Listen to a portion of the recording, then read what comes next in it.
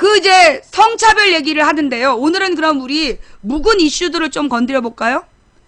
그 뭐 뉴라이트 이야기, 그 다음에 여성부 이야기, 우리 좀 천안함 이야기 뭐 이런 거 우리 묵은 이슈들을 좀 건드려 볼까요? 자, 뭐 이제 얘기가 나왔으니까 우리 여성부 얘기부터 하자면 그들의 논리가 뭐냐? 전 세계에서 여성부가 있는 나라는 우리나라밖에 없다라고 얘기하잖아요. 근데 그 말은 맞는다, 틀린다? 틀리다. 모든 나라에서 성차별에 대해서 전담하는 부처가 있어요. 예. 모든 OECD 국가에는 성적 차별을 차별 정책을 개선하는 그 일을 목적으로 하는 중심 업무로 하는 부처가 다 있어. 다 있는데 우리나라는 그럼 왜 우리나라만 마치 있는 것처럼 막 그러느냐? 김대중이 만들었거든. 여성부를 처음 만든 게 그 여성부를 처음 만든 게 그게 김대중 대통령이었어. 그래서 김대중 대통령 때 여성부를 만들고 평화통일운동을 해서 노벨 평화상을 받은 거야. 걔네들이 여성부를 공격하는 근본은 거기 있는 거예요.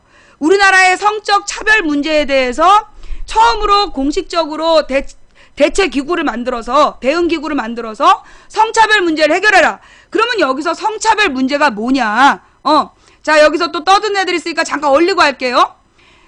여기서 여성부가 담당했던 성차별 문제가 뭐였냐 하면 잠깐만요. 예.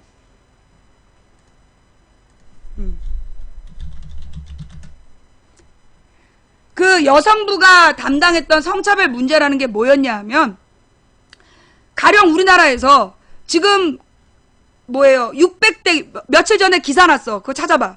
600대 기업의 여성 관리자, 그러니까 600대 기업의 여성 고위직이 23%. 그러니까 600대 기업의 관리직이 있잖아. 높은 직급의 사람들 중에 여성 인력이 23%밖에 안 되는 거야. 그리고 우리나라의 고위직 고위 공무원 중에 5급 이상의 고위 공무원 중에 여성의 퍼센테이지가 10%가 안 돼. 10%가 안 돼. 장관 중에서는 한 명밖에 없잖아. 여성부 장관. 이게 OECD 국가에서는 상상도 못하는 수치인 거예요. 다른 OECD 국가에서는 이 고위직의 절반 가까이가 여성이야. 그리고 일반 기업의 관리직도 여성 관리직이 되게 많아. 왜냐하면 관리는 여자가 잘한다. CEO는 남자가 많지만 일반 그 운영을 돕는 관리직엔 여성들이 많은 거야. 그게 여성의 특성이 관리에 용이하기 때문에 관리를 잘한다. 그래서 그 관리직에는 여성들의 비율이 50% 가까이 되는 거야. 우리나라만 택도 없는 거예요. 고위직의 고위공무원의 10% 미만, 일반 사기업의 600대 기업의 관리직은 23% 미만, 이렇게밖에 안 돼. 그 다음에 또 하나의 문제는 뭐냐면 출산율이 자꾸 떨어지는 이유가 뭐냐. 그 김대중 대통령 때까지만 하더라도 지금도 그런 데가 많지만 여자가 임신을 하거나 아이를 낳으면 회사를 그만뒀어야 돼. 심지어 여직원이 결혼하면 회사를 그만둬야 됐고, 임신을 하면 그만두거나 아이를 낳으면 그만뒀어야 됐어. 그리고 무슨 육아휴직 이런 게 없는 거야. 애를 낳으면 자기가 하던 일을 못하니까 그날로 사표를 쓰는 거야. 그 자리에 다른 여자를 데려다 일을 시키는 거요. 아무도 뭐라고 할 수가 없는 분위기였어. 한마디로 출산휴가, 육아휴직 이런 말이 없던 시절이야. 그때 김대중 대통령이 소위 여성부를 만들어서 이 교사들도 육아휴직을 할 수 있게 하고, 공무원들이나 공사 직원이나 그 육아휴직을 권장하고, 그리고 출산휴가를 법제화하고, 출산휴가를 그 회사에서 당연히 줘야 되고, 그걸 안 주는 회사에게 그 페널티를 주는, 그게 김대중 노무현 정부 때 여성부가 했던 일이야. 그 다음에 노무현 정부까지 쭉 여성부에서 했던 일이 뭐냐면 그 회사 내 타가소, 그러니까 직장 내 타가시설을 만드는 거, 직장 내 타가시설을 만드는 그 역할을 했던 거예요. 그래서 50인 이상의 사업장에는 그 아이들을 맡길 수 있는 여성 직원이 50인 이상이면 아이를 돌보는 서비스, 그걸 회사에서 그 육아 서비스를 의무적으로 만들어야 된다. 그런 얘기를 막 하다가 노무현 정부가 끝난 거야.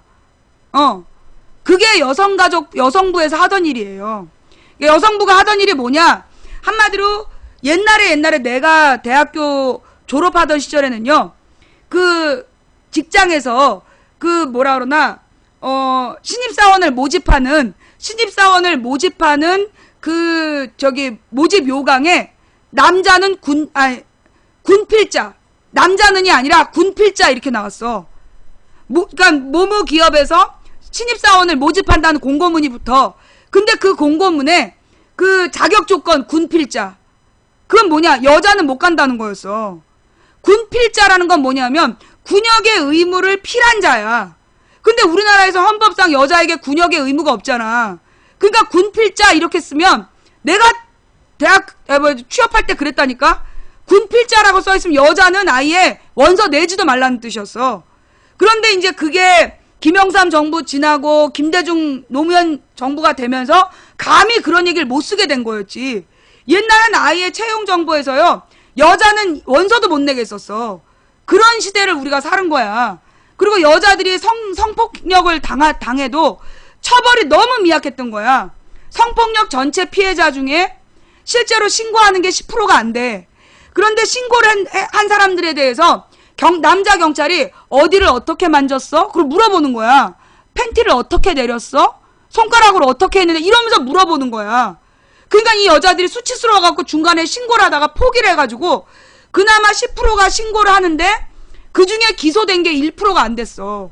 우리나라가 그런 나라였어. 김영삼 때까지. 우리나라에서 성폭력 피해를 당한 여자가 신고를 하잖아. 그러니까 피해자 중에 90%는 신고도 못해. 왜? 신고해봤자 소문나면 좋을 거 없다. 가족들이 못하게 했어. 그 다음에 신고한 10%도 9%는 중간에 재판부에서 서로 상호간에 합의한 거다. 그래서 처벌을 안 해. 1%만 처벌을 받는데 처벌이 3개월이야. 그래갖고 3개월 살고 나서 또 강간을 했어. 그런 일이 비일비재했어, 우리나라에. 그러던 나라에 여성부가 생긴 거야. 그래서 김대중 노무현 정부 때 성폭력 특별법이라는 걸 만들고, 그래서 성범죄자에 대해서 처벌을 강화한 거예요. 그리고 성범죄에 대해서 전담 여성들이 그 성폭력 피해자를 보호해야 된다. 그런 윤리 규정 같은 걸 막 만들어내면서 성폭력 피해자들을 보호하는 제도 개선을 10년 동안 하다가 이명박이 대통령이 돼서 말짱 도루묵이 된 거야. 여성부가 하는 일이 그런 거예요. 그 성차별 이 개념이 그런 개념이야. 이거 알았어, 몰랐어? 여성부의 개념이 이건 거 오늘 처음 안 사람 손. 여성부가 뭔지 몰랐지? 여성부가 왜 만들어진지도 몰랐고, 김대중 노무현이 왜 여성부를 그렇게 확장시켰는지 몰랐잖아. 그죠? 예.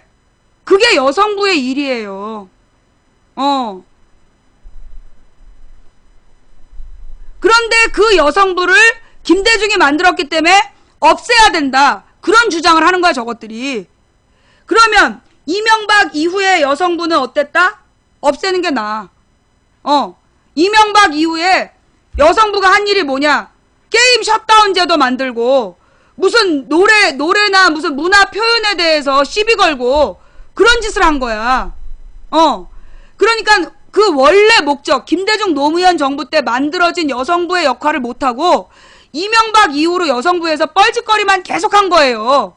그런 여성부는 없는 게 나아. 왜? 그 여성부에도 공무원이 얼마나 많은데 걔네들 다 월급 받아. 월급 받으면서 뻘짓하고 있는 거야.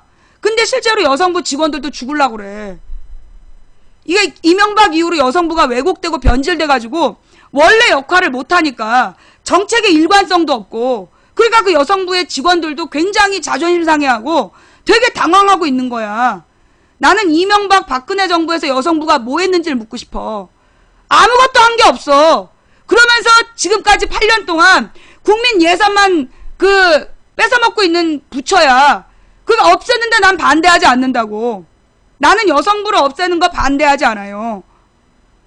그리고 여성부가 반드시 장관으로 있어야 된다라고 난 생각하지 않아. 그러나 우리나라의 여성 차별은 굉장히 심각한 상황이다. 무슨 얘기냐? 그 일반적인 기업에서요, 일반적인 기업에서 상무 이상, 상무 이상의 고위직의 여자가 거의 없어. 있으면 누구야? 회장 딸. 회장 첩의 딸이거나, 회장 딸. 회장 딸이 아니면 뭐 회장 형의 딸. 이런 경우가 아니면 여자가 상무 이상의 지위를 갖지를 못해. 그게 문제야. 일반 직원이 열심히 노력해서 그 고위직에 올라가는 게 어려운 거예요. 이사 이상 올라가는 게 어려워. 대표적인 게 조연아 아니야. 그러면서 조연아네 아버지가 자녀들 셋의 전문성을 살려주겠다 그런 얘기 하잖아요. 전문성 뭐 이제 앞으로 대한항공 여승무원들은 비즈니스석에 무릎 꿇고 걸어 다녀야 되나? 막 집어던지고 막 욕설을 해도 네네 그리고 듣는 무수리 버전만 뽑을 건가? 아니 뭘 했다고 전문성이야. 무슨 전문성? 욕질 전문성? 아니면 학대 전문성? 그런 식이에요. 그래서 사실 이제 여성부가 해야 되는 일들은 아직도 우리나라의 기업에 있는 성차별. 그 미생이라는 드라마 굉장히 유행을 했잖아. 거기서 여자 차장이 이 직장과 가정 사이에서 막 고민하잖아요. 그런데 그 유럽에서는 그런 경우에 다 남자가 휴직을 한대. 왜냐? 보통 여자들이 더 관리직으로 잘 나가기 때문에 OECD 국가의 유럽은 여자 관리직이 되게 많은 거야. 그럼 남자들이요, 당연히 국가에서 돈 받으면서 육아휴직을 한다는 거야. 유럽은 그게 잘 돼 있는 거야. 왜? 육아휴직이 왜 중요하냐? 출산율 문제. 여러분 혹시 기억나요? 우리가 이제 지금도 그렇게 배우는지 모르겠는데 인구 피라미드라는 게 있어. 사회체계에 인구 피라미드. 그게 뭐냐면 남자와 여자를 쭉 연령대 0세부터 나이대로 쭉 쓴 다음에 그 0세의 인구 비율을 다 그려. 그래서 그 그래프를 쭉 연결해갖고 그래프가 만들어진 모양으로 피라미드 모양이면 후진국형, 그 다음에 종형이면 인구 정체형, 그 다음에 선진국형은 그 신생아가 줄어드는 형, 이렇게 되어 있잖아. 다이아몬드형. 그런 얘기 들어봤죠? 그게 인구 피라미드라는 건데 일찍이 선진국에서는 이미 1960년대에 인구가 줄어드는 거, 2차 세계대전 이후에 신생아 출산이 줄어들면서 인구 문제의 심각성을 깨달은 거야. 그래서 2차 대전 이후에 유럽에서는 육아휴직, 그다음 아이를 낳으면 돈 더 주기, 육아수당 주고, 육아휴직 주고, 그 다음에 애를 낳으면 국가에서 지원을 막 주고, 심지어 영국에서는 애를 낳잖아요. 애를 낳았는데 방이 한 칸짜리잖아, 부부가 한 칸짜리 아파트에서 살았는데 방 한 칸에 임신을 했다. 그럼 국가에 신고를 해야 돼. 우리가 지금 방 한 칸짜리에 살고 있는데 애가 태어날 것 같다. 그러면 나라에서 방 2칸짜리를 싼 값에 빌려줘. 거의 공짜로 방 2칸짜리를 나라에서 빌려주게 돼 있어. 왜? 그게 아동의 인권을 보호하기 위해서. 아동 인권을 보호하기 위해서 정부에서 그렇게 한다는 거야. 그게 왜 그랬냐 하면 출산율이 자꾸 줄어드니까 여자들이 직장을 나가고 싶어도 출산을 하면 애를 키울 수가 없고 그러니까 출산을 안 해버린단 말이야. 그리고 애를 낳고 생활비가 늘어나면 애를 또 안 낳고, 그러니까 아이를 낳으면 나라에서 생활비를 막 주는 거야. 그래서 애를 더 낳으라고, 아이를 더 낳을 수 있도록 계속 부추긴 거야, 정부에서.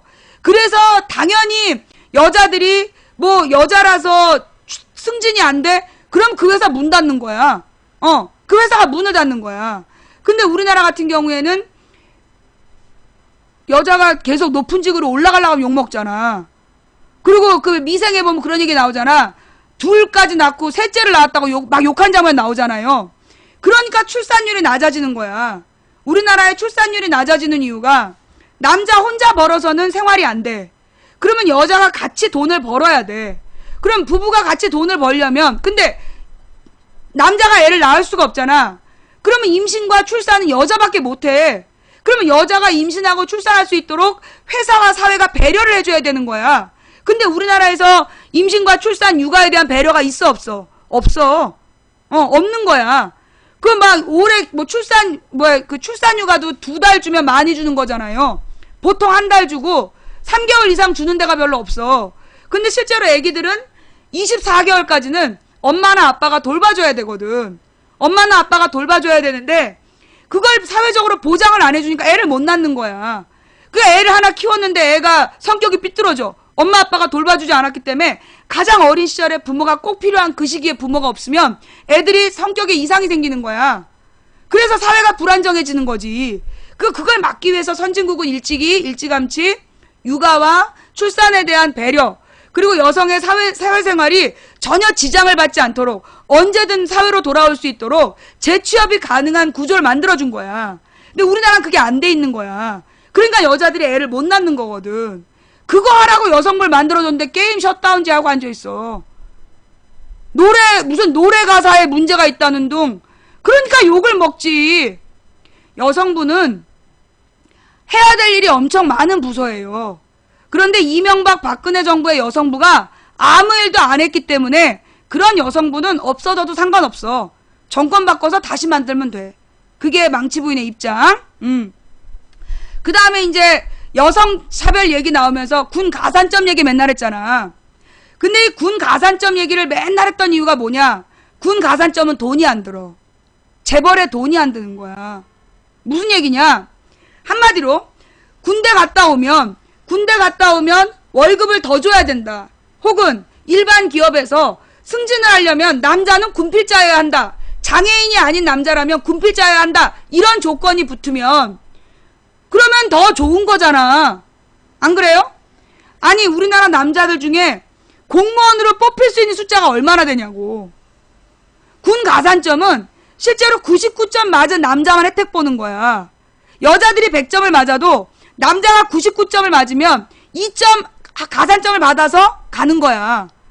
그게 공무원 가산점이야. 그래서 실제로 공무원 가산점으로 혜택을 받는 군필자가 군역을 마친 다음에 이 군 가산점 혜택을 받는 게 0.3%였어. 0.03%인가? 실제로 군필자의 혜택이 군 가산점이 없는 거야. 아무것도 없는 거야, 솔직히. 99% 혜택 못 받는 거였어.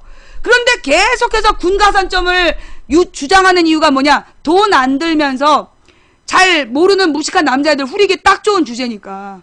그래서 그걸 선거 때마다 던진 거야. 뭐 조리퐁을 못 팔겠다, 그거 다 거짓말이에요. 지금도 조리퐁 팔어? 수포 가봐.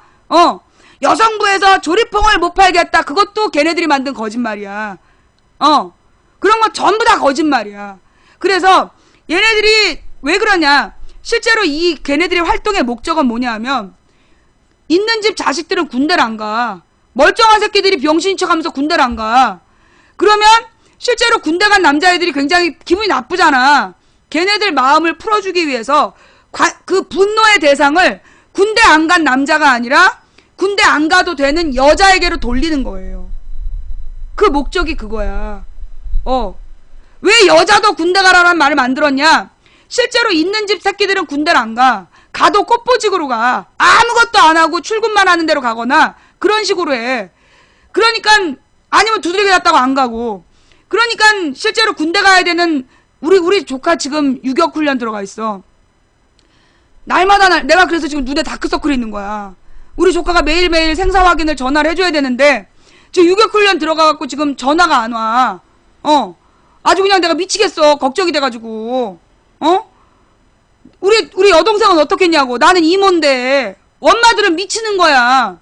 지난번에 그 5월 중순에 훈련을 갔다 왔어. 그 전차 훈련을 갔다 왔는데 한 사람이 죽은 거예요. 그 훈련에서. 걔네 부대에서 죽었는데 어떻게 죽었냐? 전차가 여러 대가 행진을 하고 있는데 그 전차가 여러 대가 가니까 어떤 놈이 전차와 전차 사이에 끼어든 거야. 그 차가 끼어드니까 놀래갖고 따라가던 전차가 멈춘 거야. 그러니까 그 뒤에 가던 전차가 그 속도, 이게 어마어마하게 무겁잖아. 몇십 톤짜리 차가 급정거가 되냐고. 안 되지. 멈췄는데 브레이크를 밟았는데 계속 간 거야, 이 차가. 근데 이 전차 앞에는 무슨 포신도 나와 있고 각종 장비들도 나와 있어. 그래갖고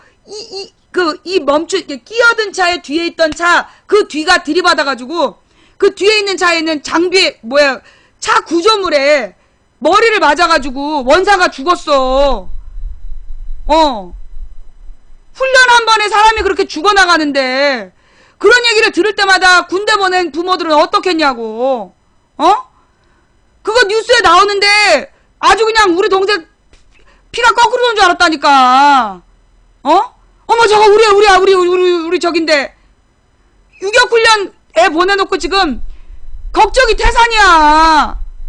근데 있는 집 새끼들은 병역 특례업체에 이름만 걸어놓고 외국 가서 학위 따갖고 오고, 두드러기 났다고 군대 안 가고, 아니면 그 무슨 높은 사령관 밑에서 전화 받는 꽃보직에 가서 앉아있고, 없는 서민들 자식만 가서 족뱅이로 다 오르는 게 군대야.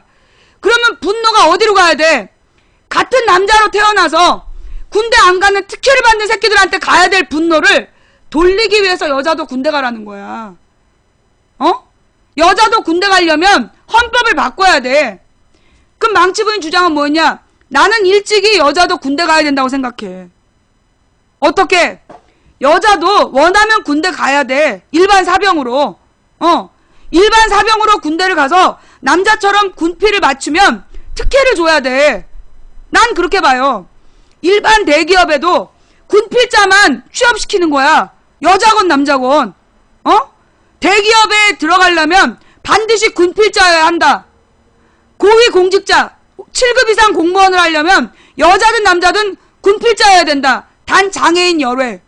장애인이 아닌 남자나 여자나 반드시 군필자여야 한다. 그래봐. 그리고 모병제로 바꾸는 거야.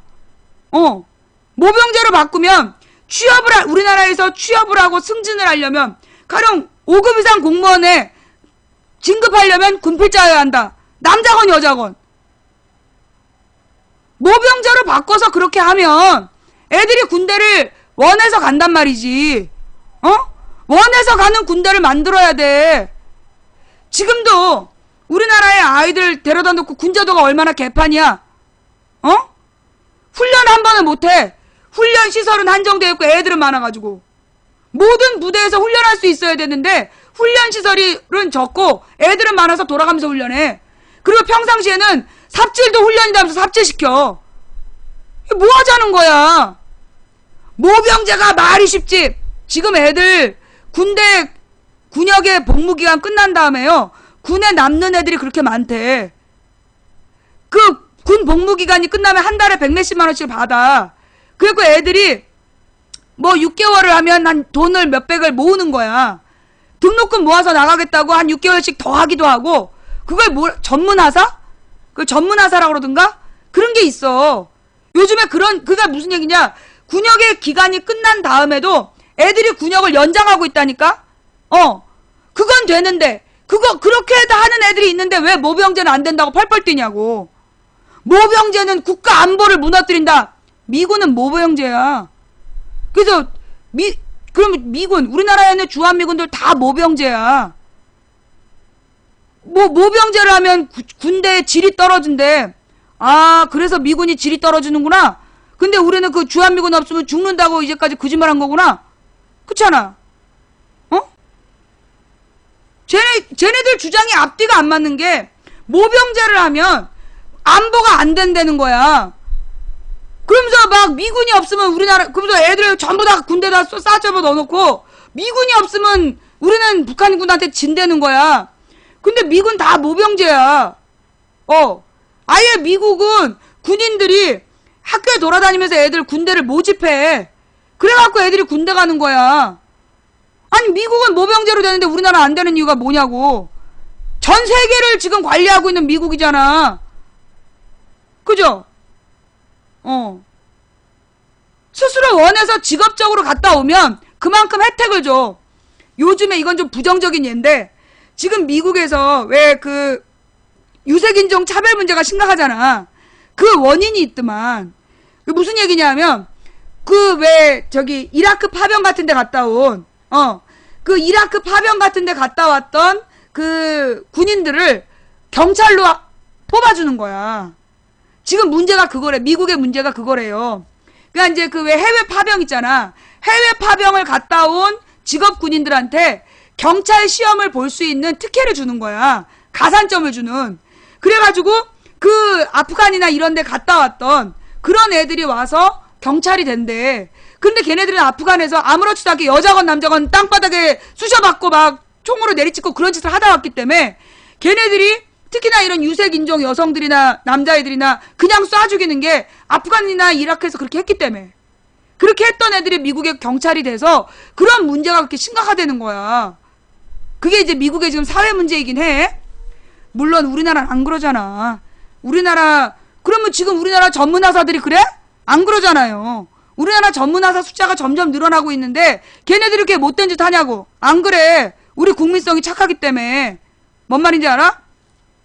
모병제를 하고 그리고 모병제를 하고 어떻게 해야 돼요? 군대를 보다 전문화해야 돼. 그리고 무엇보다 우리나라는 어떤 나라야? 삼면이 바다야. 그러면 삼면이 바다인 나라에서 뭐가 많아야 돼? 해군이 많아야 돼. 당연히 국경이 해안선이 국경인 거야. 우리는 우리의 국경은 북한하고 있는 38선만 휴전선만이 아니야. 실제로 우리의 국경은 해안선이라고. 그러면 그 해안선을 지키기 위해서는 바다를 지켜야 되고 무엇보다 이 영해보다 중요한 게 뭐예요? 경제수역이잖아. 배타적 경제수역 전문 용어 나왔어? 배타적 경제수역 EEZ라고 불러. 그게 뭔데? 물이 빠졌을 때 해수면으로부터 200해리 1해리가 1.8km야. 200해리가 그 경제적 배타수역이야. 경제적 배타수역이란 말은 뭐냐? 그 나라 어민들만 그 나라 사람들만 그 수역에서 그 바다에서 경제활동을 할 수 있다는 공간이에요. 그걸 지키기 위해서 뭐가 필요해? 많은 해군이 필요한 거야. 해군이 없으면 적어도 코스트가드 해경이라도 그만큼 많이 뽑아야 되는 거야. 씨발 이명박이 해경도 줄였잖아. 해군은 박정희 때부터 안 뽑았고 해군 숫자는 박정희 때부터 안 늘었고 해경은 이명박 때부터 줄였고 그래서 지금 우리 앞바다 배타적 우리의 경제수역에 중국 어선들만 왔다 갔다 하는 거 아니야. 나라 꼴이 이렇게 된 이유가 뭐겠어. 공권력을 엉뚱한 데 쓰고 앉아있으니까 그렇지. 그러더니 박근혜 막 고심 끝에 해경을 해체하기로 했습니다. 청와대를 해체하라고. 총리를 6명씩 바꾸면 뭐해. 그 문제가 총리야? 그 위지? 내가 누구라고 말은 안 하겠는데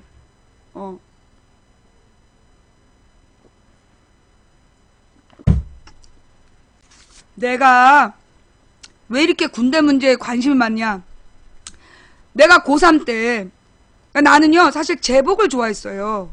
나는 되게 제복을 좋아하는 사람이야. 그래갖고 내가 초등학교 다닐 때 중학교가 너무 가고 싶었어. 교복 입고 싶어갖고. 그래갖고 드디어 중학생이 됐잖아. 그래가지고 각 잡아서 교복 입고 학교 가는 게 너무 신났는데 1년 만에 교복이 사라졌어. 그래갖고 이제 사복을 입으라는 거야. 나 혼자서 교복 입고 다니다 걸렸잖아. 내가 따졌지. 중학교 2학년 때. 교복 자유라면 교복을 입거나 안 입거나 자유인데 왜 못 입게 하냐. 나는 교복이 좋다. 선생님이 불러갖고 세워가지고 이런 짓 하면 안 된다고. 교복을 입고 하면 안 된다는 거야. 근데 중학교 2학년 때 존나 싸웠어. 아니 교복이 자유라면 교복을 입어도 되고 안 입어도 된다는 얘기 아니냐. 근데 왜 못 입게 하냐. 난 이거 너무 돈이 아깝다. 그때 동복 사고 춘추복 사고 하복 3개 다 샀는데 아니 이거 1년 입고 버리라니까 말이 되냐고. 난 이거 작을 때까지 입을 거라고 선생님들하고 계속 싸워갖고 담임선생님이 진지하게 불러다가 나한테 그러면 안 된다고. 그래갖고 내가 이제 옷을 정해서 1년 내내 같은 옷 입고 다녔어. 1년 내내 이제 같은 옷을 입고 다니면서 교복을 대신해서 왜 난 옷 갈아입는 게 귀찮은 사람이야. 교복 입으면 아무 걱정할 필요 없어. 있는 대로 그냥 그것만 입고 다니면 되는데 그 옷을 갈아입으라니까 얼마나 귀찮아. 신경 쓸 것도 많은데. 그래갖고 이제 나는 이제 그 교복을 늘 입고 싶었어. 그런데 이제 여고 3학년 때 고등학교 4학년 때였나? 고등학교 3학년 때였나? 그 교실 뒤에 공지문이 붙었어. 그러면서 여군을 모집한다는. 내가 그때 이거야. 그래가지고 막 잽싸게 달려갔잖아. 그때 체육선생님이 여군 입대하는 원서를 주는데 선생님 저 여군에 입대하겠습니다. 그러면서 달라 그랬더니 선생님이 야 너 저기 몇 반 출석부 갖고 와 그러는 거야. 그래서 그걸 잽싸게 갖다 줬어. 야 이거 저 어떤 선생님한테 갖다 드려서 그거 갖다 주고 오니까 선생님이 없어. 다음 시간에 또 갔지. 선생님 저는 입대를 하겠습니다. 야 너 이거 저기 가서 저 매트 달러. 막 이러는 거야. 그래서 아니 난 지금 여군에 가고 싶다고 이제 그 지원서를 달라는데 왜 그거 딴 얘기를 하시냐고. 그러니까 야 조금 있다 와. 야 지금 막 없다. 야 그래서 조금 있다 와. 내가 그래서 이틀인가 찾아갔어. 마지막 날 핑계를 대다 선생님이 그런 거야. 넌 안 돼 이러는 거야. 그래서 왜 안 되냐. 그랬더만 가서 잘 읽어봐 이러는 거야. 갔더니 용모 단정이래. 그 내가 용모 단정하지 않냐고. 내가 그때 스포츠 머리였거든. 지금보다 짧았어. 앞머리 짧지. 머리 단정하게. 머리 스포츠 머리에 신체 건강하고 신체 건강하고 용모 단정하고. 그러니까 내가 가겠다 했더니 그 용모가 아니라는 거야. 왜 그러냐 했더니 너 몸무게 몇 킬로니? 72kg입니다 했더니 55kg 이하만 된대. 그래서 내가 아니 선생님 군인이 싸움을 잘하려면 적어도 이거 이런 거 들고 포를 쏘고 그러려면 72kg는 돼야지. 55kg짜리 여자가 어떻게 총을 들고 싸우냐고. 내가 길길이 알뛰었어. 여군은 총 많이 안 들어 막 이러는 거야. 아니 나라의 국가 안보를 책임지는데 그런 게 어딨냐고. 힘센 여자가 군대를 가야지 왜 못 가게 하냐고. 내가 그런 게 아니라 국방부 지침이라고. 그땐 55kg 이하만 뽑았어 여군을. 씨발. 그래갖고 내가 이제 피나는 다이어트를 했지. 그래갖고 71.5kg까지 뺐는데 더 이상 안 빠지더라고. 그래갖고 이제 군대를 못 간 거야. 그게 너무 한이 돼가지고 대학교에 딱 갔을 때 그때 이제 막 휴가 나온 선배들, 그 다음에 이제 막 군대 갔다 온 예비역 선배들한테 막 따라다니면서 군대 얘기해달라고 내가 그랬잖아. 내가 그래서 군대 얘기 듣는 게 제일 재밌었어. 근데 여자애들이 제일 싫어하는 게 군대 얘기랑 축구 얘기라며. 그래서 군대에서 축구한 얘기를 여자들이 제일 싫어한대. 나는 그 얘기가 제일 재밌었거든? 막 비 오는데 막 이렇게 저렇게 하면서 했다 이런 얘기 하면 진짜 재밌었어. 근데 일반적으로 여자애들은 축구 얘기랑 군대 얘기를 제일 싫어한대. 그러니까 우리 선배들이 막 연락에 이제 예쁜 여자 후배들 앉혀놓고 했는데 여자애들은 다 가버리고 나 혼자 앉아갖고 막 바짝바짝 그러고 보고 있으니까 넌 수업 안 듣냐?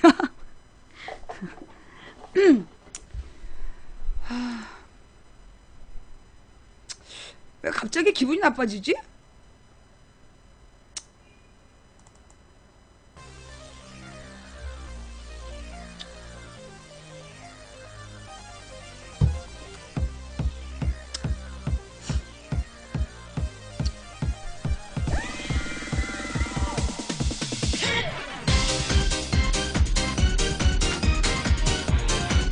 화장실 갔다 와요.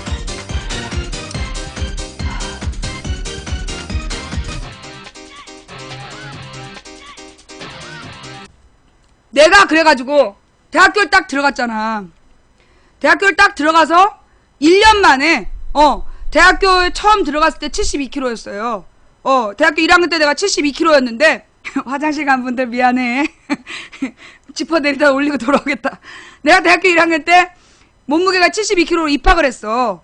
그래가지고 이제 우리 선배들이 내 사진 찍어가지고 그거를 이제 갖고 있다가 나중에 4학년 때 그걸 막 학교실에 붙이고 이게 누굴까요? 퀴즈 내고 그래갖고 내가 그 차 선배 88학번 차모 내가 그 선배 잡으러 다니고 그랬단 말이야. 근데 72kg였어. 그런데 1년 만에 그 1년 만에 55kg인가로 빠졌어요. 1학년 말에 55kg. 그러니까 10몇 킬로가 빠진 거지. 72kg에서 17kg 정도가 1년에 빠졌어. 왜 그랬냐 하면 우리가 이제 내가 학교를 다니던 시절에는 그 경희대 건물 하나에 문과대, 이과대, 그리고 가정대, 공대 4개 단대가 그 건물 하나를 같이 썼어. 왜 그 건축학 개론에 보면 건축학 개론을 듣고 나오는 V자 2개 있는 건물 있잖아요. 그게 경희대 인문관이야. 거기에서 4개 단대가 같이 듣다 보니까 공강 시간이, 그러니까 강의실에 공강이 없었어. 전부 다 꽉 차 있는 거야. 그러니까 내 수업이 없는 날은 돌아다녀야 되는 거야, 바깥에. 계속 바깥으로 돌아다녀야 되고, 그 다음에 이제 1학년 때 우리 과에서 40명 중에 1명 빼놓고 다 데모를 할 때였다고. 그러니까는 맨날 데모해야 되지. 그 다음에 빈 강의실이 없으니까 돌아다녀야 되지. 그 다음에 이제 집에 못 들어가니까 밥도 못 얻어먹지.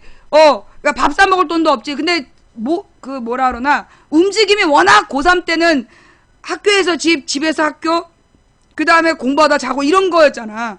근데 대학교에 들어가서 막 싸돌아다니니까 살이 쫙 빠져갖고 1년에 17kg를 빼고, 그 다음에 2학년 때 내 몸무게가 48kg, 그 다음에 이제 3학년 때 44kg. 그러더니 간염 걸리더라고. 대학교 3학년 때 44kg가 되니까 딱 간염이 걸리더만. 그래갖고 한 달 동안 입원했지. 그리고 난 다음에 졸업할 때까지 48kg를 유지를 했어. 증거 사진 있잖아.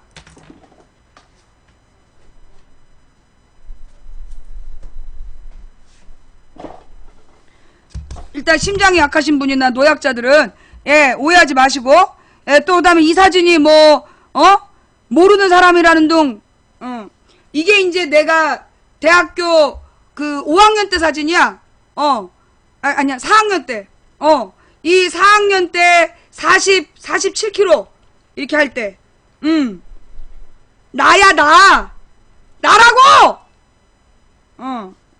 안 믿지? 나 진짜. 이제 내가 대학교 때, 이게 이제 선거 사진이야. 어머, 좀 난리가 났어. 진정들해. 릴렉스. 이게 내가 아니라는 둥, 이때 뽀삽이 없었어. 대신 지웠지. 그때 붓으로 이렇게 지우더라고. 이게 이제 선거 포스터였어. 선거 포스터 찍으려고 이제 내가 태어나서 처음으로 화장한 날. 처음으로 막 그 눈에다가 막 시꺼먼 선 긋고 막 가짜 눈썹 붙이고 이렇게 사진 찍은 거야. 가짜 눈썹 붙였던가? 아니야. 가짜 눈썹은 안 붙이고, 가짜 눈썹은 결혼식 때 처음 붙여봤다. 왜 이렇게 까만 물 있잖아. 이렇게 왜 깜장색 그 잉크 같은 거 눈썹에다 왜 길어 보이려고 하는 거. 마스카라. 그것도 처음 발라보고, 그 얼굴에다가 이제 막 그 다 색깔 있는 화장하고, 눈에다가도 붓으로 막 색깔 칠하고, 그리고 사진을 찍었지. 동생 사진 아니야! 그래서 내가 이 사진을 딱 찍고 돌아온 날, 우리 신랑이 내가 있는 방에 딱 들어가갖고 아래를 훑어보는 거야. 그러더니만 내 후배를 불러. 야, 미연아, 그래. 경선이 어딨냐? 그 방 안에 한 10명 앉아있었는데 다 뒤집어졌다는? 못 알아본 거지. 화장하고 앉아있으니까 음흉한 눈빛으로 싹 아래로 훑어본 다음에 경선이 어딨냐? 이래가지고 방 안이 홀딱 뒤집어진 바로 그 사진? 내 사진, 나다! 안 믿더라는? 그래갖고 이제 내가 이때 선거 포스터였는데, 내가 그때 이제 그 경희대 의대 애들한테 의대 120명이 듣는 수업이 있었어. 그래서 가가지고 딱 유세를 딱 멋있게 한 거야. 그러니까 어떤 여자 의대생이 눈을 반짝반짝 하면서 내 연설을 들었어. 근데 그 옆에 때 여학생만 투표할 수 있는 여학생 회장이었거든. 근데 그 옆에 어떤 여학생이 막 내 연설을 집중해서 들으니까 바로 앞자리에 앉아있던 그 옆자리에 앉은 남자애가 그 여자애한테 볼펜으로 찌르는 거야. 야, 너는 포스터에 나온 그 여자 찍어. 그러는 거야. 단독 후보였다. 단독 후보였는데 그 새끼가 여자친구한테 너는 포스터에 나온 여자 찍으라고. 그게 나라고!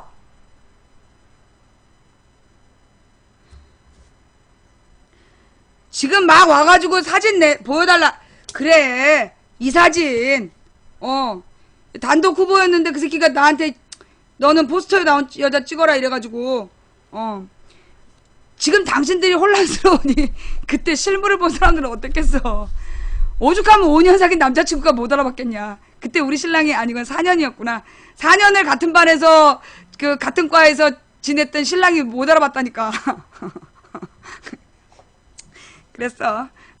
좌우지간. 그래서 내가 이제 여성 문제에 대해서 그때부터 관심을 가졌다라는 이야기. 여성부 이야기 끝. 좌우지간 지금 또 그런 남성 클럽을 만들어가지고요. 또 남녀 간의 그 대결 구조. 그러면서 여자도 군대 가라. 나는 여자도 군대 가는 거 반대 안 해요. 무슨 얘기냐? 나는 여자들도 원하면 군사훈련을 받아야 된다고 봐. 왜? 총을 쏠 줄 알아야 어떤 놈이 막 강간하겠다고 달려들 때 확 그냥 거시기를 총으로 쏴버릴 거 아니야. 난 여자도 총 쏠 줄 알아야 된다는 생각을 해. 여자들도. 그리고 이 여자에 대한 미의 기준이 난 바뀌어야 된다고 봐요. 유럽에서 그 얘기 들었어요? 유럽의 앞으로 패션 모델이 너무 마르면 모델 못하게 한다는 거, 법적으로 금지했다는 거. 나는 그거 맞다고 봐. 그리고 너무 마른 여자들, 너무 마른 사람들 텔레비에 나오는 거 나는 금지시켜야 된다고 봐. 애들이 마른 게 이쁘다 이래가지고요. 밥을 안 먹고 건강이 안 좋아. 그러니까 메르스 걸리고 그러는 거야. 거식증 걸릴 정도로 마른 여자들, 그거 이쁜 거 아니에요. 그래서 나는 미의 기준이 나는 바뀌어야 된다고 보고, 나는 우리나라의 모든 여자들도 군대에 가서 생활하는 거 난 필요하다고 봐. 여자들도 군대 가서 집단 생활 해보고, 그리고 정말 이 태권도도 다 의무적으로 다 배우고, 그 다음에 총 쏘는 것도 배우고, 그래서 하다못해 공기총이라도 갖다 놓고 누가 저기 뻘짓거리 하려고 하면 확 그냥 좆대가리 잘라버리는 거지. 쏴버리는 거지. 구멍을 내버려야 돼 그런 새끼들은. 나는 그 여자도 총 쏘는 거에 대해서 반대를 안 해요. 그러니까 여자도 군대 가는 거에 대해서 나는 반대는 안 해. 다만 또 이제 원치 않는 사람이 있을 수 있잖아. 남자도 군대 가기 싫은 사람이 있고 여자도 군대 가기 싫은 사람이 있을 테니. 근데 사람이요, 군인은요, 본능적으로 원하는 사람이 있어요. 내가 옛날에 나의 그 왜 적성검사 있잖아. 적성검사에 내가 군인이 나왔어. 내 적성에 맞는 게 건축가, 군인, 그 다음에 교육자, 뭐 이런 게 높은 순위로 나왔어. 내 순위가 뭐 교육자, 그 다음에 그 건축가, 군인 경찰, 이런 게 이제 내가 되게 높게 나온 수치들이었어. 나의 적성에 맞는. 이 체질이 따로 있어. 그런 걸 되게 좋아하는 사람이 따로 있는 거예요. 그러니까 그런 사람들에게 맡기면 보다 더 전문적으로 할 수 있다고. 그런 사람들한테 제대로 된 월급을 주고 직업군인으로 받거나. 나는 그래서 무슨 생각이냐면, 전체를 모병제로 하는 게 힘들다라면 모병제를 절반을 뽑는 거야. 절반을 모병제로 뽑고, 그래서 오래 장기적으로 직업군인을 하겠다. 내가 뭐 4년이든 5년이든 모병으로 그 직업군인을 하겠다라는 사람을 많이 뽑고, 그 다음에 나머지를 지원을 받는데 짧은 지원, 2년이나 3년짜리 지원을 받아서 무조건 군대 경력이 많으면 사회에서 인정을 해주는 거지.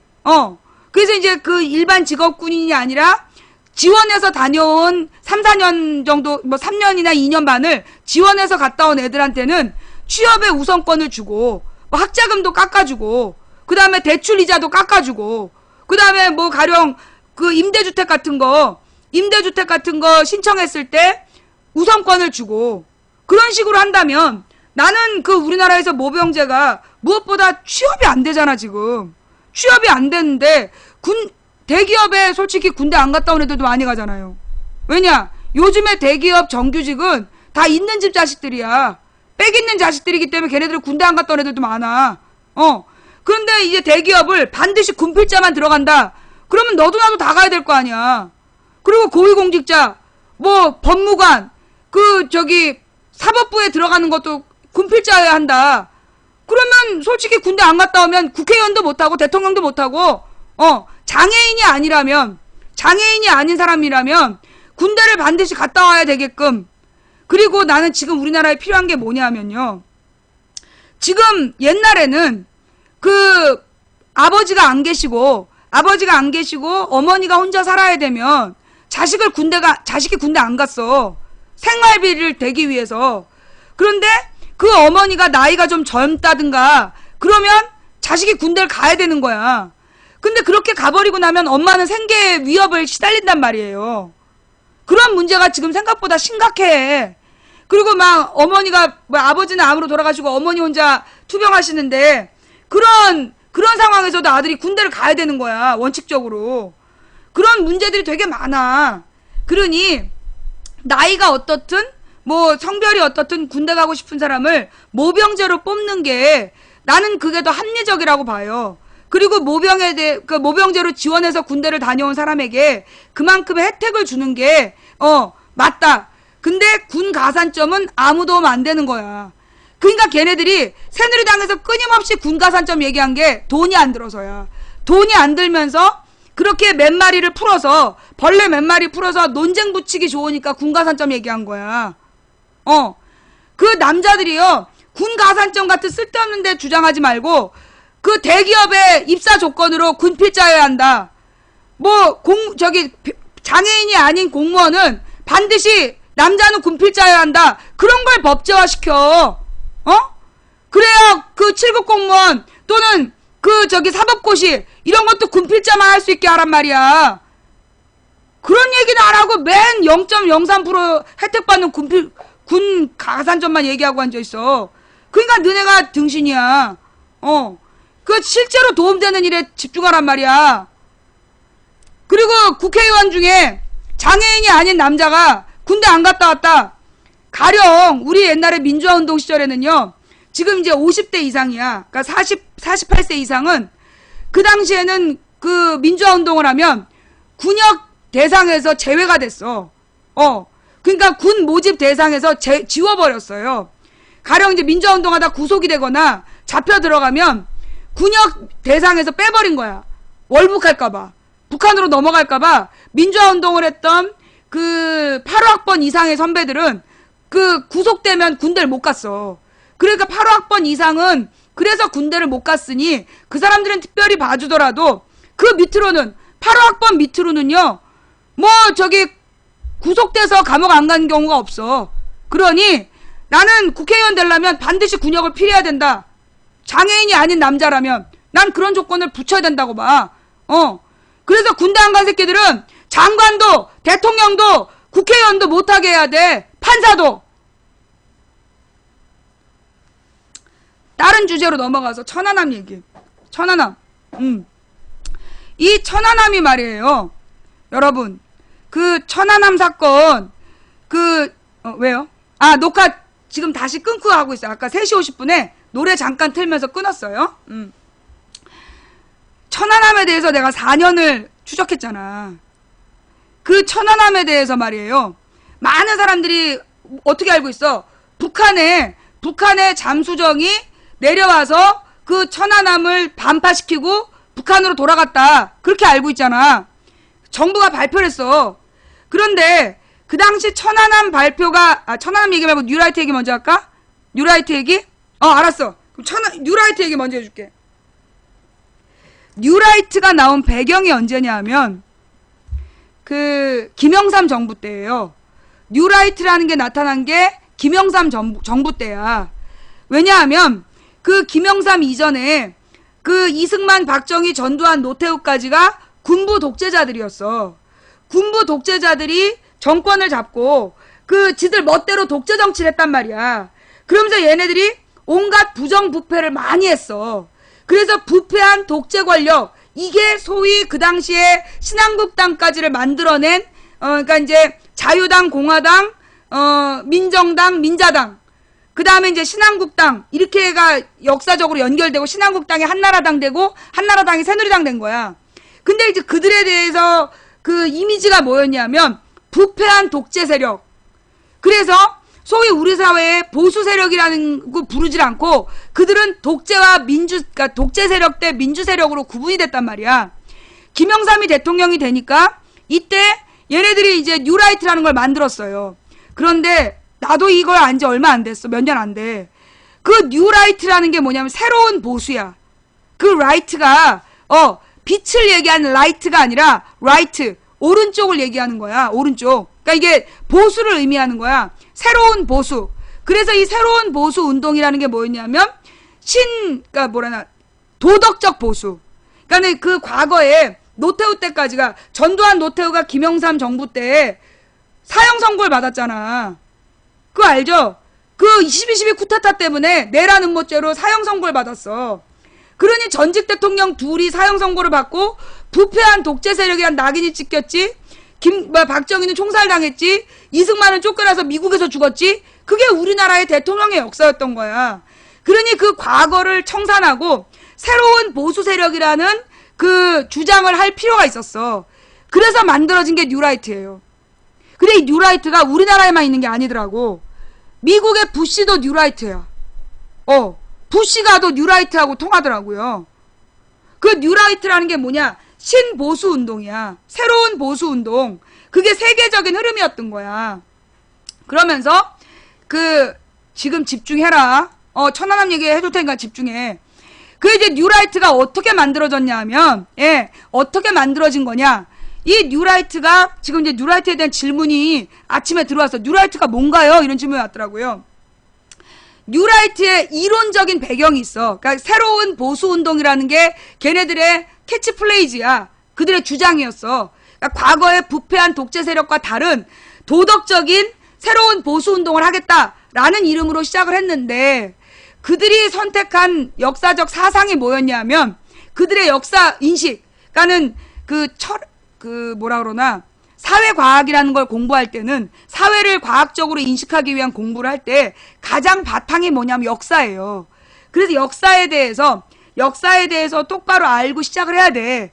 그래서 그가 갖고 있는 역사관이 뭐냐가 중요한데 그 뉴라이트가 갖고 있었던 역사적 관점이 뭐냐면 소위 식민지 근대화론이라는 거야. 지금부터 집중. 뭐라고요? 자, 필기에 식민지 근대화론.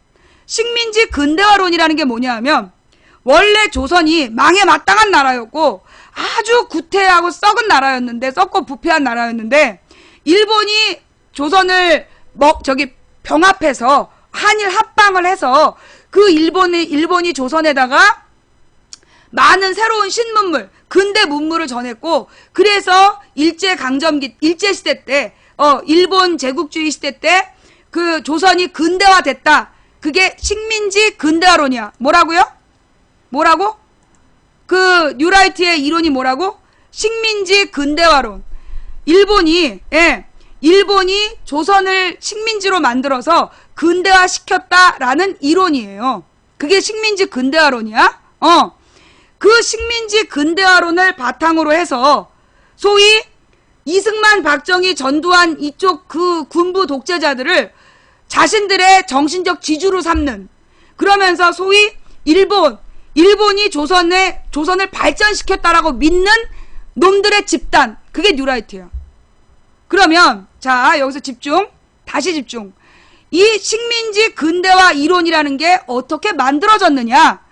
그 당시 이제 서울대 경제학 교수들이 많았어. 근데 그 당시 서울대 경제학에는 주로 거시경제학, 미시경제학 이쪽 그 두 가지 경제학의 교수들이 다수였어. 외국에서 공부하고 온. 근데 그 외국에서 공부하고 오지 못한 그러면서 비주류 경제학자들이 있었어. 그래서 이 사람들이 한국의 경제사를 가르치던 사람들이야. 근데 이제 이 사람들한테 일본의 도요타, 지금 렉서스나 캠리 같은 자동차를 만드는 도요타 자동차 있잖아요. 그 도요타 자동차에서 돈을 연구비라고 이제 한마디로 돈 주고 그 이론을 만들게 한 거야. 그래서 그 서울대 경제학과 교수들 중에 가장 인기 없었던 몇 명이 만들어낸 이론이야. 그럼 그 이론에는 근거가 있어야 돼. 그럼 일제시대 때 조선이 근대화된 근거가 뭐냐? 그 일제시대 이전에는 기계 돌아가는 공장이 없었다. 근데 일제시대 때 공장이 늘어나고 소학교가 막 늘어났다. 이게 근대화의 증거다라고 주장한 거예요. 그게 식민지 근대화론이야. 누구의 자본? 일본의 도요타 자본이 86년부터 88년까지 돈을 주고 서울대 경제학자들한테 논리적으로 만들으라고 한 이론이 식민지 근대화론이야.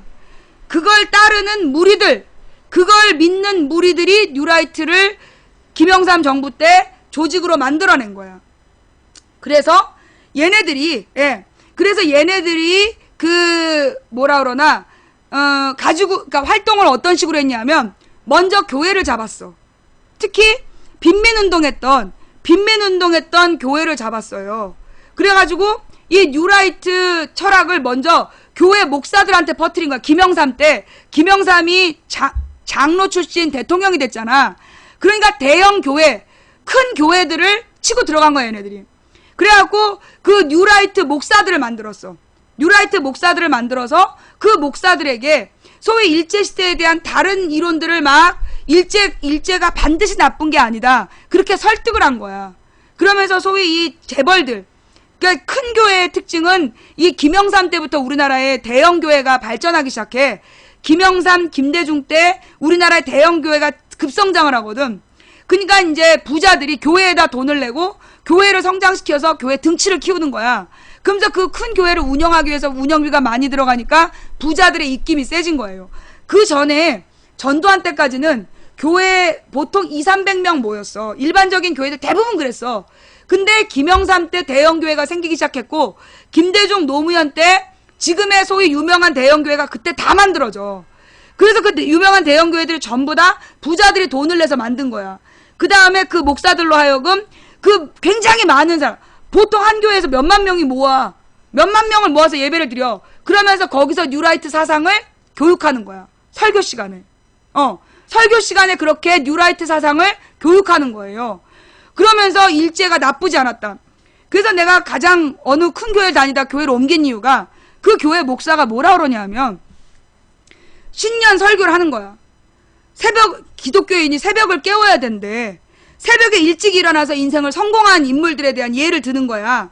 그러면서 무슨 예를 들었냐면 왜 카나리아 얘기 알죠? 일본에 세 마리 벌레가 있어. 이 군국주의 벌레들 세 마리가 옛날에 우리나라에 이제 임진왜란을 일으켰던 왜군 장수 세 마리가 있었는데 첫째가 오다 노부나가, 둘째가 토요토미 히데요시, 세 번째가 도쿠가와 이에야스야. 근데 그 오다 노부나가라는 그 벌레가 데리고 있었던 노예가 토요토미 히데요시야. 풍신수길. 근데 이 토요토미 히데요시라는 노예가 오다 노부나가의 그 신발을 새벽마다 일찍 일어나서 끌어안고 있어가지고 그 장군이 일어나서 따뜻한 장화를 신으면서 토요토미 히데요시를 보기 시작했다. 그래서 걔가 나중에 성공한 장군이 됐다. 씨발, 그 새끼가 임진왜란 일으킨 장군이야. 토요토미 히데요시 그 씨발놈이 임진왜란을 일으켰다고. 그래서 그 임진왜란을 일으키고 들어와서 아이들이 보는 앞에서 아버지를 죽여. 그래서 아버지의 코와 귀를 자른 다음에 엄마를 강간을 하는 거야. 근데 엄마가 저항을 하면 나무에 묶어서 팔다리를 자르고 강간을 했어. 그걸 자식들이 보게 한 다음에 자식들을 노예로 잡아간 것들이 일본 외놈들이야. 임진왜란. 그게 임진왜란이야. 그 임진왜란을 일으킨 토요토미 히데요시를 새벽에 일찍 일어나서 성공한 인물이라고 설교를 한다니까, 대형교회 목사가.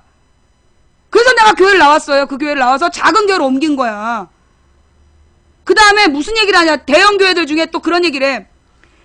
임진왜란 때, 그건 임진왜란이라고 부르면 안 된다. 분명히 그거는 조선과 일본이라는 국가 대 국가의 전쟁이니까 조일 전쟁이라고 불러야 된다. 그런 씨발놈들이 주장하는 내용 중에 뭐가 있냐.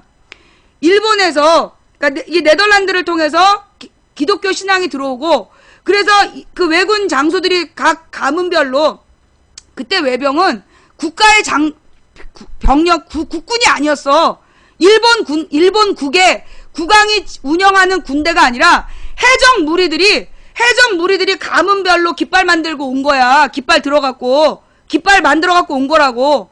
그래서 그렇게 온 가문별 깃발 중에 십자가 모양이 있었다는 거야.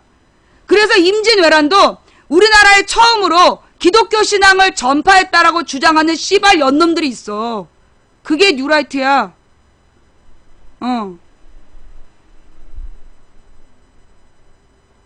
일본의 해적 새끼들이 갖고 온 깃발 중에 십자가 모양이 있었다고. 그게 조선의 최초로 그 하나님의 신앙이 전파된 거라고 얘기하는 씨발 연놈들이 있다고, 교회에. 이 개종자, 개젖을 빨아야 돼, 개젖을 빨아야 돼, 아주. 진짜 씨발들. 그런 주장을 하는 놈들이 지금 권력의 핵심부에 들어가 있어요. 지금 우리나라 국사편찬위원장도 그들의 주장을 동의하는 사람이야.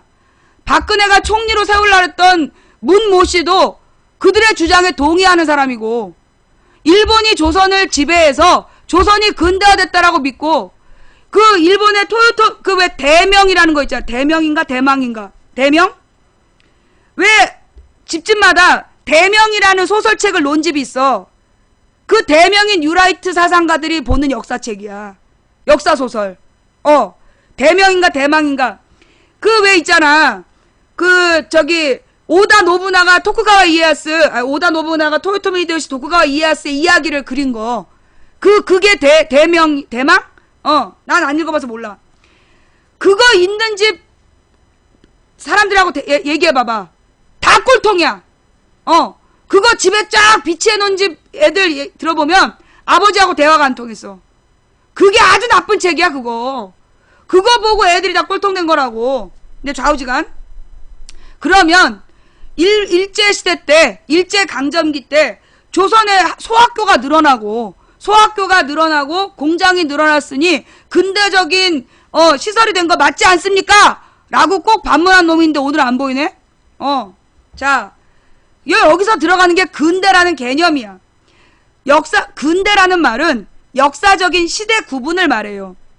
고대가 있고, 그러니까 원시사회가 있고, 그러니까 원시사회가 지나서 문명의 발생, 그 다음에 고대, 중세, 근대, 현대, 요게 시대를 구분하는 역사 개념이야. 그러면 그 중에서 근대라는 말은 어떤 특징이 있느냐? 이 근대라는 시대가 갖고 있는 데서 근대화라는 말이 있어. 어느 나라가 근대화 됐다? 전근대성. 들어봤죠? 근대화. 가까울 근자에 시대할 때 대자 쓰는 거야. 그래서 현대로부터 가까운 시대인데 어느 나라가 근대화 됐다? 또는 전근대적 성격 이런 말이 나오면 그때 근대라는 개념이 있어요. 자, 일단 내가 올릴 테니까 잘 들어. 이거 역사학적인 용어예요. 역사학 이론이, 역사학 용어야. 근대라는 말은 사학자들이 전 세계의 역사를 공부하는 사람들이 만들어낸 이론이라고. 근대라는 말 자체가. 그러면 어느 나라가 근대화 됐다라고 얘기하려면 여기서 중요한 근대화라는 개념이야. 근대화 되었다라고 얘기하면 네 가지가 필요해. 받아 적어. 첫째, 정치는 민주사회. 민주적인 헌법이 만들어지면, 그러니까 이제 헌법에 따라서 정치하는 의회 정치가 합법화되는, 그리고 사법부가 독립하는 그런 민주주의적 정치 체제가 만들어지면 근대화됐다. 둘째, 경제는 자본주의 경제 체제가 만들어지면 근대화된 거다. 그래서 자본가들이 나타나서, 그러니까 이게 경제 개념이거든. 옛날에 중세까지만 하더라도 농업이 중심이었고, 그 농업에 소속된 농민들을 예농이라고 부르면서 예속된 농민들의 노동 착취를 통해 만들어졌던 봉건제 경제체제를 중세경제라고 부르고, 근대 경제를 자본가들이 노동자들을 착취해서 만들어내는 경제구조다. 그래서 경제는 자본주의가 돼야 된다. 그럼 근대화됐다라고 얘기해. 정치는 민주주의, 경제는 자본주의. 셋째, 사회적으로는 모든 신분제가 사라진 평등사회. 귀족과 평민을 나누어서 어떤 사회적 진출에 제한을 두지 않는 사회를 평등사회라고 부른다. 그러니까 귀족 사회가 없어지면 근대사회라고 얘기하는 거야. 마지막으로 사상이 합리화될 때, 합리주의. 즉 어떤 신앙이라든가 종교가 정치를 지배하는 게 아니라 이성에 따라 논리적이고 합법적으로 그 사회를 지배하는 합리주의적인 사상이 일반화되면 그 나라는 근대화됐다라고 얘기하는 거예요. 자, 뭐라고? 정치는 민주주의, 경제는 자본주의, 사회는 평등사회, 문화는 합리주의. 써봐. 어디? 제대로 들었나 안 들었나? 그 네 가지가 이루어지면 그때를 근대화라고 얘기하는 거예요. 요게 이 서양사 개론에 나오는 개념이야. 자, 그러니까 이 근대화라는 거는, 근대라는 개념은 민주주의, 자본주의, 평등사회, 합리주의가 만들어지면 근대사회가 되는 거야. 그러면 일제강점기 때 우리나라가 평등사회였냐? 조센징 그러면서 일본 놈들하고 차별하고, 그 다음에 우리가 조선총독 투표했냐? 자유와 평등이 보장된 민주사회였어? 또 이 합리사회라는 게 뭐야? 종교나 미신을 타파하고 이성에 따라 지배하는 나라에서 왜 일본 귀신한테 절하라 그랬어? 왜 일본 귀신을 모셔놓은 절에 가서 절하라고 지랄들 했냐고. 그게 무슨 근대화야, 이 씨발놈들아! 어? 이 개젖발 새끼들아! 어디서 일제시대가 식민지 근대화 됐다는 이 진짜 이 개똥 주워먹고 이 댄스출놈들아! 개젖을 빨아, 이 씨발놈들아! 어디서 식민지 시대 때 근대화 됐다고 지랄하고.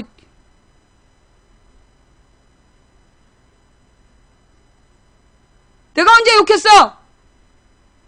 품사가 감탄사야. 거친 감탄사를 했을 뿐이지. 이 개젖발 새끼들. 식민지 근대화론, 똥통에다가 아주 그냥 조져버릴, 똥통에 졸여버릴 이론이야.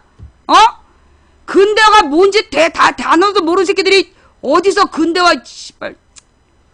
그래놓고 이놈의 새끼들이 뭐라고 주장을 하냐면, 김구는 테러리스트였다. 유관순은 깡패였다. 이승만이 건국의 아버지였다. 이런 연병할 새끼들 봤나?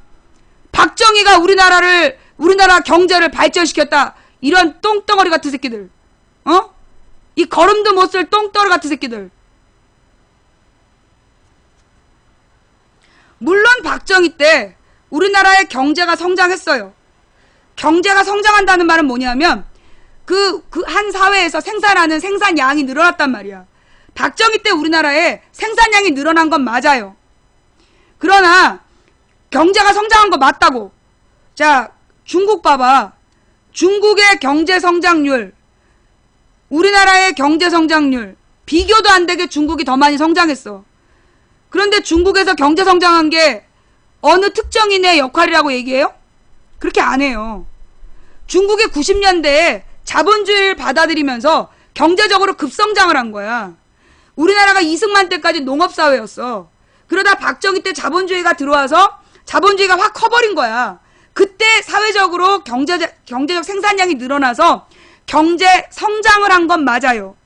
그러나 그게 박정희의 공이라고 얘기하는 게 개구라야. 경제적 성장을 한 건 맞지. 그러나 박정희 덕분에 경제가 발전했다는 완전 개구라야. 똥해쩔은 아주 똥피클을 먹고 개져서 빠는 놈들이 주장하는 개구라야. 이 박정희 시대 때 우리가 경제가 발전했다라고 얘기하려면 세계 경제 흐름에 맞게끔 우리나라를 개발했어야 돼. 그때 1960년 세계 경제 부흥 은행이라는 데에서 우리나라 개발 전략을 알려줬어요. 우리나라는 일제시대 때 만들어진 경부선과 호남선이란 철도가 워낙 잘 만들어져 있으니 이걸 산업철도로 복선화하고, 즉 단선인데 철도를 두 겹으로 깔아서 왕복 운행을 시키고, 그 다음에 각 주요 도시들을 세로로 연결하는, 그러니까 전주하고 대구로 연결시키고, 그 다음에 광주하고 이 부산을 가로로 연결시키는, 그리고 이제 가로 도로망을 만들어서 전국을 균형 발전을 시켜라. 그게 세계 부흥은행의 조언이었어. 후진국의 개발 전략을 짜주는 전문가들이 만들어준 개발 전략. 그러면서 당시에 우리나라의 1960년 호남의 인구가 상대적으로 많았어요. 왜냐하면 농업사회였기 때문에 호남이 쌀을 많이 생산하니까 그 인구 부양 능력이라 그래, 전문용어로.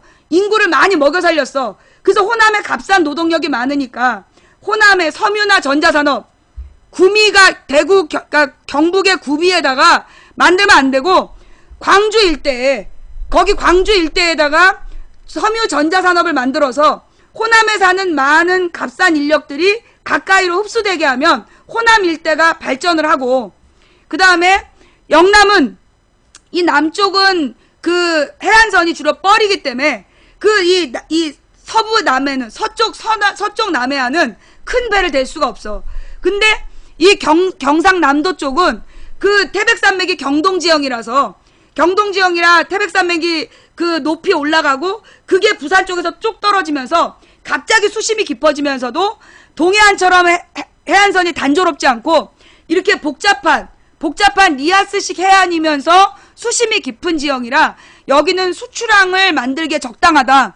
그래서 남동 임해 공업지대에 대거 수출항을 만들고, 이 호남 지방에다가 인구 집약적인, 그러니까 노동 집약적인 섬유 전자산업을 만들고, 그 다음에 수도권에서 자본 집약적인 산업을 만들으라고 조언을 해준 거야.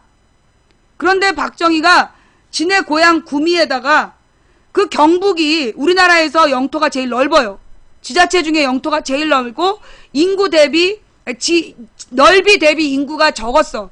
그래서 인구 밀도가 낮은 지역이야. 그런 인구 밀도가 낮은 지역에 노동 집약적인 섬유 전자산업을 거기다 꽂은 거야. 인구가 없잖아.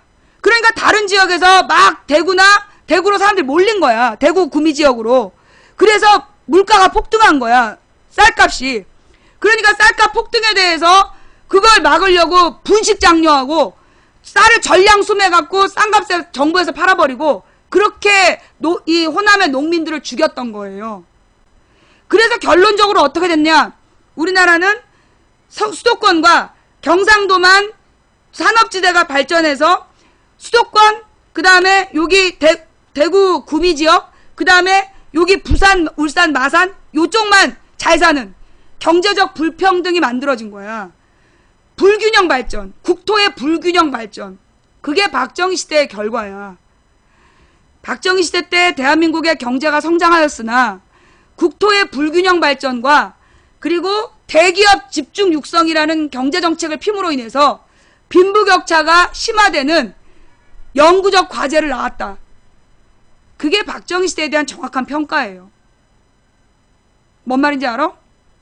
이렇게 백날 떠들어도 못 알아듣는 10세가 또 천지야. 내가 이렇게 자, 오늘 이 얘기 처음 들은 사람, 손.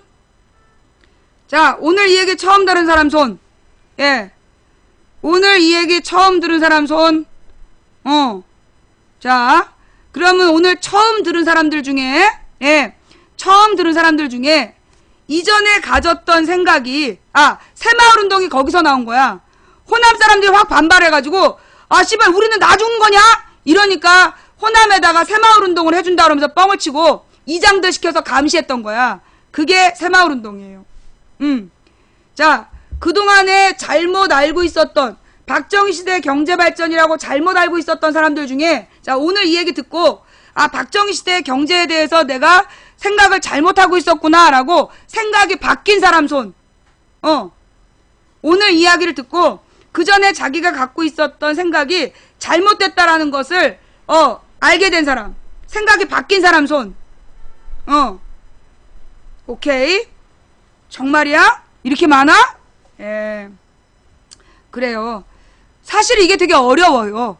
왜냐하면 가령 이순신에 대한 우리의 생각, 누가 이순신이 나쁜 놈이야 그러면 때려 죽이고 싶잖아. 그런 거죠. 박정희를 신으로 믿어왔던, 박정희가 정말 나라를 살린 아버지라고 믿었던 사람이 하루아침에 바뀔 수가 없어요.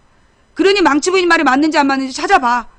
박정희 시대 때 그 민족문제연구소에 들어가서 박정희 시대의 경제발전에 대해서 여러분이 알고 있는 내용이 진짜가 아니라는 걸 가서 백년전쟁이라는 걸 검색하셔가지고요. 그걸 보시면 망치부인이 얘기했던 것보다 훨씬 더 설명 잘 나와 있어요. 보시고요.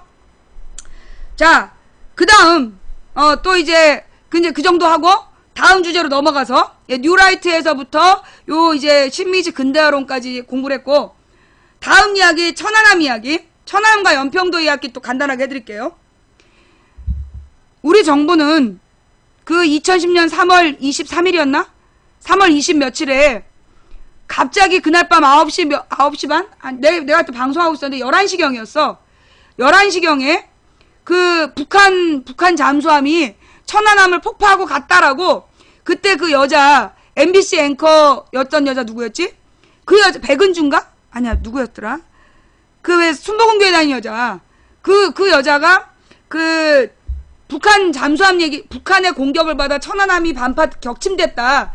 김주아 그런 글이 밤에 11시에 올라와요. 그날 밤. 그 다음에 그리고 난 다음에 이제 정부에서 뭐라 그랬냐? 아니다라 그래. 그래서 그날 밤 11시에 정부에서 발포했다. 발포를 했는데 그 발포를 뭐에다가 그러면 포를 쐈냐? 그러니까 정부가 세대한테 쐈다 그랬어. 세대한테 쐈다. 그리고 나서 이명박이 다음날 이명박이랑 미국 국무부에서 미국 국방부 차관하고 이명박이 뭐라 그랬냐면 우리는 천안함 내부의 문제 이외에 다른 원인을 알지 못한다. 말이 어렵죠? 한마디로 천안함은 내부적인 원인으로 침몰했다는 거야. 이명박도 그렇게 얘기했고 미국의 국무부 차관도 그렇게 얘기했어. 2010년 3월이야.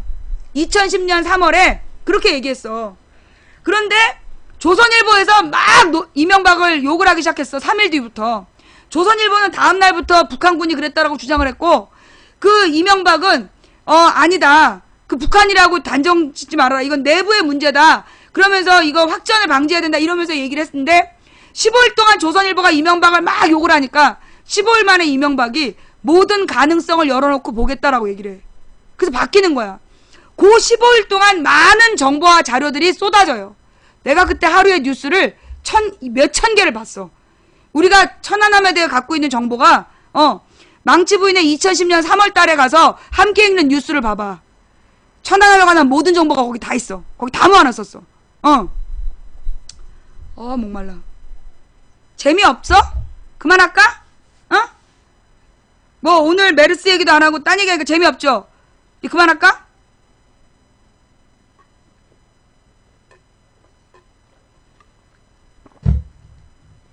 계속해? 알았어. 자, 그래가지고 이제 어떻게 된 거냐면, 천안함이, 그래서 맨 처음에는, 이제 천안함이 미국 국무부 차관도 그렇고, 이명박도 그렇고, 내부 문제다라고 얘기를 했어요. 왜 그랬냐 하면, 그때 천안함이 침몰되던 그날, 천안함 혼자 있다 당한 게 아니야. 그때가, 한미 연합 해군에 한국, 미국, 일본인가? 3국 아니면 두 나라의 연합 해군의 훈련 기간이었어. 그 훈련 기간에는 공중에서 24시간 촬영을 해요. 24시간을 미군이 촬영을 한다고. 훈련 기간 중에는. 그래서 그때가 훈련 기간 중이었기 때문에 천안함 주변에 22척의 한미 연합 해군의 함정이 떠 있었어. 심지어 무슨 항공모함까지 와 있었다고. 그런 상황에서 천안함이 침몰을 한 거야. 그런데 우리 정부에서 뭐라 그랬냐면 북한의 잠수함 마지막에 5월 20일에 가서 발표를 하기를 북한의 잠수함이 와서 연어급 잠수함이 와서 천안함을 격침시키고 도망갔다라고 발표를 해.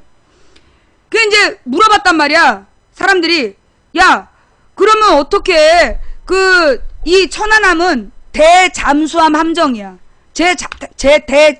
대잠수함. 그러니까 어뢰나 잠수함을 추적하는 소나라는 장비가 달려있는 배였어. 그런데 천안함에서 어뢰나 잠수함의 흔적이 발견됐다? 안 됐어요. 그래서 물은 거야. 야, 그 소나에서는 그리고 주변에서 잠수함에 대한 어떤 것도 포착이 안 됐는데 왜 잠수함이라고 그러냐? 그러니까 정부가 뭐라 그랬냐면 그게 사실은 그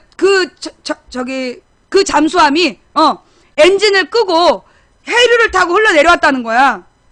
그런데 그때 어떤 눈치 없는 해양학자가 그날 해류는 남에서 북으로 흘렀는데 이렇게 얘기한 거야. 왜 정치적인 감각은 없고 학문적인 신념이 뚜렷한 학자인 거지. 그때 해류는 남에서 북으로 흐르는데 이렇게 얘기를 한 거야. 그럼 엔진을 끈 잠수함이 그러면 해류를 거슬러 왔다는 거냐? 그리고 우리가 다시 물어봤지. 그러자 정부가 뭐라 그랬냐면 군산 앞바다로 들어와서 엔진을 끄고 흘러왔다는 거야. 떠내려왔다는 거야. 근데 천안함에 600톤짜리 천안함이 빙빙 돌아요. 해류에. 근데 그 연어급 잠수함이 어떤 사람은 200톤이라고 그러고 어떤 사람들은 150톤이라고 그러고 어떤 사람은 250톤이라고 그랬어. 톤수가 막 바뀌어. 그러니까 이게 북한 잠수함은 트랜스포머인 거야. 150톤, 200톤, 250톤으로 막 변형을 하는 이 잠수함이 엔진을 끄고 뺑뺑뺑뺑 막 돌면서 이제 천안함까지 온 거야. 그래가지고 딱 멈춰갖고 한 방에 어뢰를 쏴가지고 버블 제트로 배를 딱 동강을 낸 다음에 또 막 이러면서 간 거야. 갔는데 우리 군이 세 대한테 총을 쐈다. 이게 이제 정부의 발표를 그대로 이렇게 재현을 하면 이렇게 되는 거야. 천안함이. 연어급 잠수함에 톤수가 없어. 공식적으로. 150톤, 200톤, 250톤 왔다 갔다 해. 150톤, 200톤, 250톤.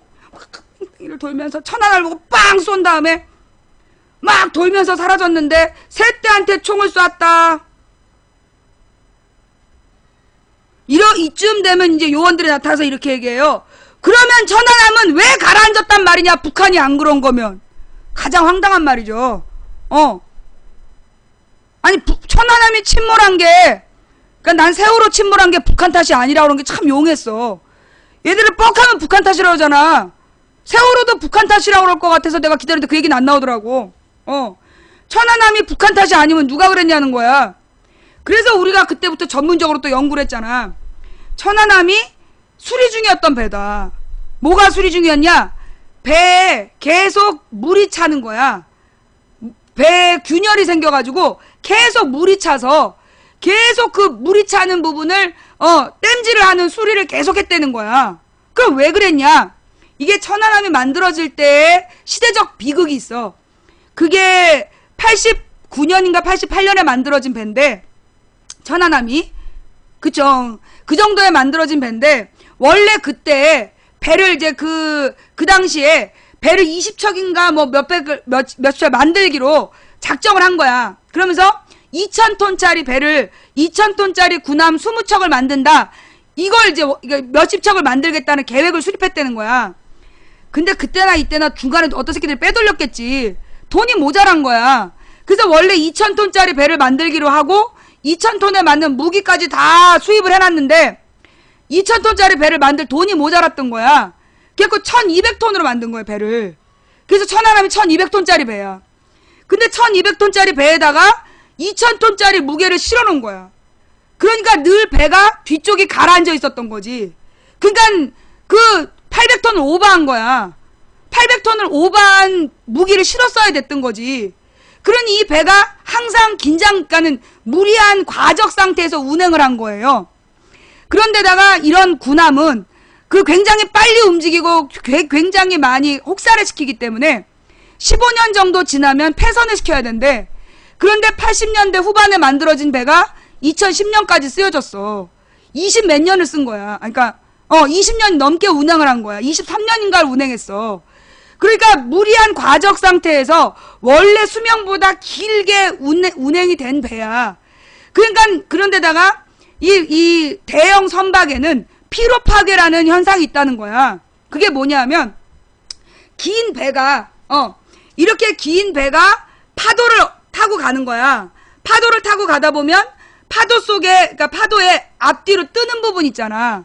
그러면 이게 이제 이 뒷부분이 떴다. 그러면 이 앞부분이 무겁잖아. 그러니까 가운데 부분이 찡 힘을 받는 거지.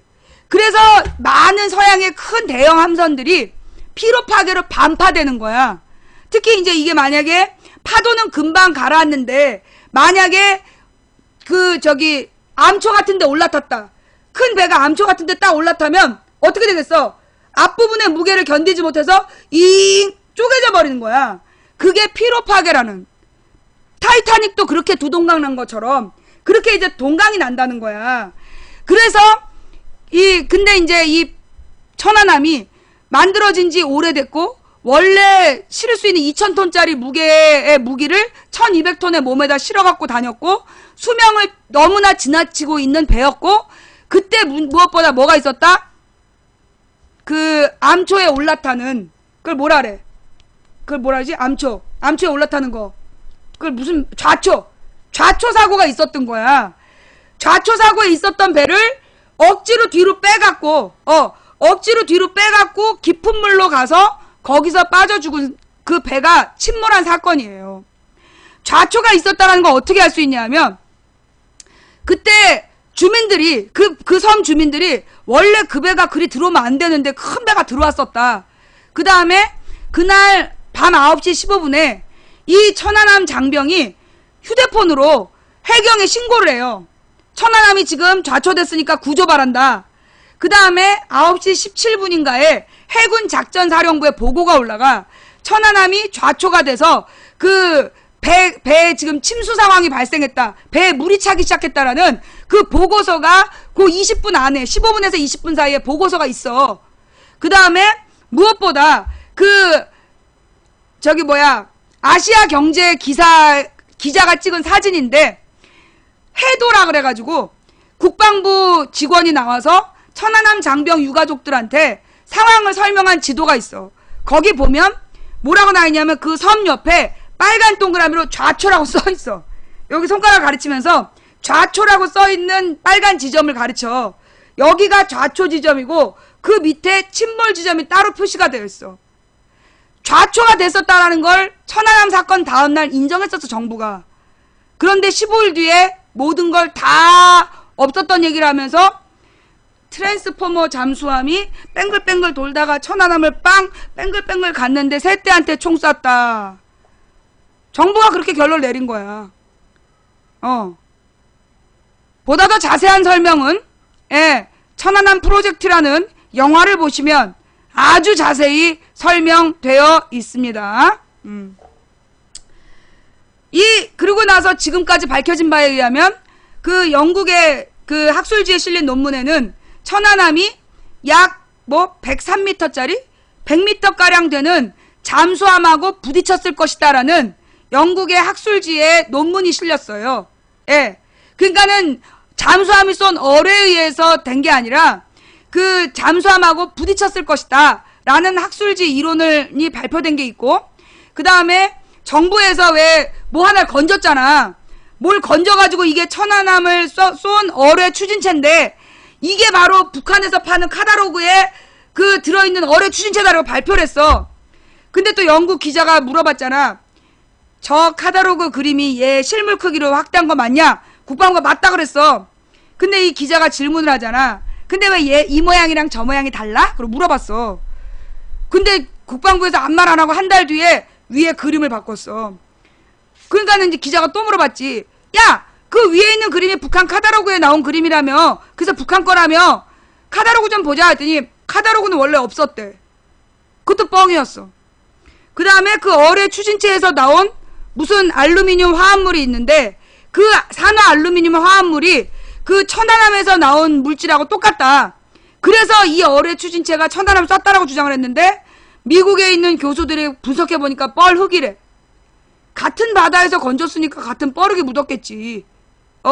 뻘흙에 묻혀있는 금속에서 생기는 퇴적물이라는 거야. 그러니까 이게 폭탄의 폭발물이 아니라는 거야. 그게 지금까지 나온 얘기예요. 그래서 천안함의 비밀은 밝혀졌다. 천안함의 진실은 현재까지 밝혀졌다, 밝혀지지 않았다. 밝혀지지 않았어. 천안함의 진실은요 아직까지 밝혀지지 않았어요. 아니 그러니까 어이 간신킹, 너나 추천해. 왜 남들을 괴롭히고 지랄이야. 여기 사람들 다 추천했어, 그지? 아까부터 간신킹이가 계속 추천하래. 남들 다 했어 임마. 너나 해. 어메, 꼭 쥐똥 못 닦는 애들이 남한테 똥 묻었다고 지랄이야. 겨 묻은 사람한테 똥 닦으라고. 똥이나 닦아 임마. 자, 추천들 다 하셨죠? 그래서 지금 정부에서 발표한 정부에서 이제 그 어뢰 추진체를 건져갖고 1번 파란색 1번이 쓰여 있었어. 그 한글 1번을 쓸 수 있는 나라가 우리나라랑 북한밖에 없다. 그러니까 이거 북한이 그랬다는 거야. 근데 이제 그때 바로 그날 어떤 애가 우리 아버지가 북한 간첩인가 봐요 이러면서 아니 그 전에 북한산 아이폰이라는 그림이 인터넷에 확 떴어.